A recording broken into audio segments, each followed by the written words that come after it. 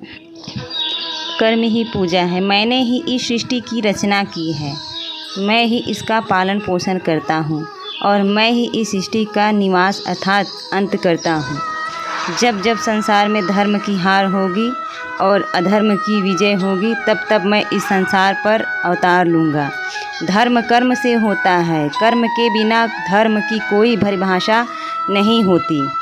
हमारी आस्था की परीक्षा तब होती है जब हम जो चाहें वे हमें ना मिले और फिर भी हमारे दिल से प्रभु के लिए शुक्रिया ही निकलनी चाहिए। लोग अक्सर सच कहने से बचते हैं, या तो वो डरते हैं, पर सत्य कभी छुप नहीं सकता। कितना भी छुपा लो पर सच तो उजागर हो ही जाता है। अहंकार से इंसान की प्रतिष्ठा, वंश, वैभव तीनों की समाप्त हो जाती है। आत्मा अमर है, इसलिए मरने की चिंता कभी मत करो। आत्मा का अंतिम लक्ष्य परमात्मा से मिलान होता है। सत्य कभी भी नष्ट नहीं हो सकता। मौन सबसे अच्छा उत्तर है ऐसे व्यक्ति के लिए जो आपके शब्दों को महत्व नहीं देता। नरक जाने के 3 द्वार हैं, काम, क्रोध और लोभ। कर्म करो और फल की इच्छा मत करो। समय कभी किसी के लिए नहीं रुकता।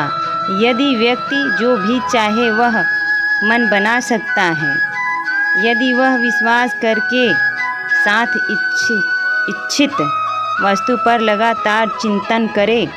मन की हलचल, होश, सांस और भावनाओं की शक्ति सदैव तुम्हारे साथ है।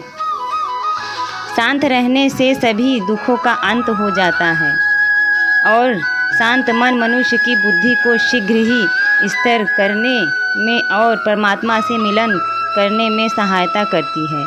जो बात सच पर आधारित होती है उसे हमें कभी नहीं डरना चाहिए। प्रेम सदा ही माफ़ी मांगना पसंद करता है और अहंकार सदा ही माफ़ी सुनना पसंद करता है। एक बार किसी को माफ़ करके अच्छे मन बन जाओ, लेकिन दोबारा उसी इंसान पर कभी भरोसा करके बेवकूफ़ ना बनो। धर्म केवल हमें रास्ता दिखाता है, परंतु मंजिल तक तो कर्म ही पहुंचाता है। इंसान की इच्छा पूरी नहीं होती तो उसका क्रोध बढ़ता है और उसकी इच्छा पूरी हो जाती है तो लोभ बढ़ता है। इसलिए जीवन की हर स्थिति में अपने धैर्य को बनाए रखें। मनुष्य का जीवन केवल उसके कर्मों पर आधारित होता है। वह जैसा कर्म करता है उसका फल वैसा ही मिलता है। जीवन में आधे दुख इस वजह से आते हैं क्योंकि हम उनसे आशाएं बना रखी है जिनसे हमें नहीं बनानी चाहिए थी। जिस मनुष्य ने अपनी जवानी में बहुत सारे पाप किए हो उसे बुढ़ापे में नींद नहीं आती। व्यक्ति को उसके कर्म का फल उसी तरह ढूंढ लेता है जैसे कि बछड़ा सैकड़ों गायों के बीच अपनी माँ को ढूंढ लेता है। नहीं मरती है, ना ही इन्हें जलाया जा सकता है, ना ही इसको भिगोया जा सकता है। आत्मा अमर और अविनाशी है। संसार में कुछ भी स्थायी नहीं है। आत्मा शरीर को वैसे ही छोड़ती है जैसे मनुष्य अपने पुराने कपड़ों को उतार कर नए कपड़े धारण कर लेता है। व्यक्ति का सुख दुख, मान अपमान, लाभ हानि का एहसास करना मन की शरारत है। आत्मा का कोई लेना देना नहीं है। जब यह संसार अस्थाई नहीं है तब इस संसार का कोई वस्तु कैसे अस्थाई हो सकता है। संसार के सारे रिश्ते नश्वर हैं और केवल शरीर से जुड़े हुए हैं। जैसे ही व्यक्ति की मृत्यु होती है और आत्मा शरीर को छोड़ देती है, आत्मा का शरीर से जुड़े रिश्ते से कोई नाता नहीं रहता।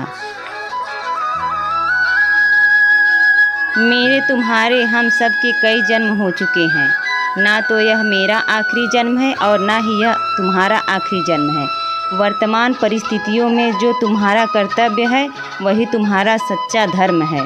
मैं किसी व्यक्ति के भाग्य का निर्णय नहीं करता और ना ही किसी को धर्म फल देता हूँ।